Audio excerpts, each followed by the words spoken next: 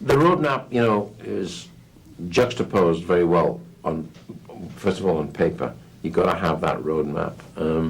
Then you've got two actors like this who are capable of being disarmingly, vulnerably charming, as well as being, on the counter to that, being really, really tough and in times venal.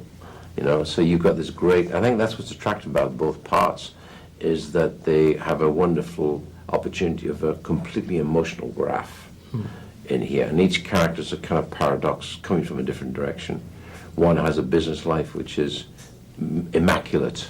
His family life is immaculate. He's a kind of, I think, church Protestant goes to the church with his mother and engages his family in business, and yet he is the biggest pusher and buyer of heroin in New York, I think, ever.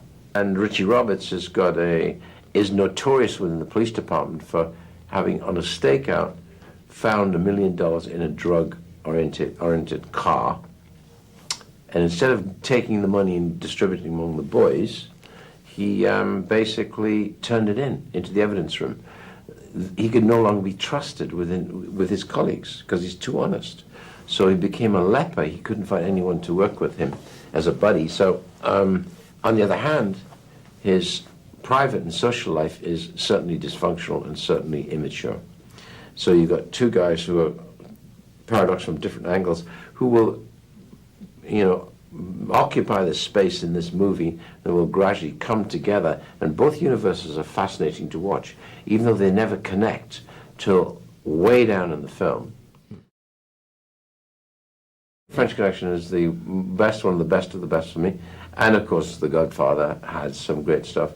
You know, there's a couple of great British ones which was Get Carter, the original Get Carter. The first one was Michael Caine, Long Good Friday.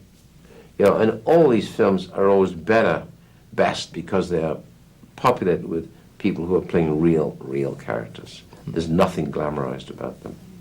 In fact, the most glamorized probable version of gangsterdom would be The Godfather, because The Godfather is more operatic. You know, this man is almost like Don Corleone. He's like a king, and you say, wait a minute, he's a gangster. You know, and that it kind of happens here with Frank. You kind of admire him, you like him. I think they kind of fall in love with the idea that something attractive about a gangster, you know, until you're brought to close quarters with a gangster and then see what he really does for a living.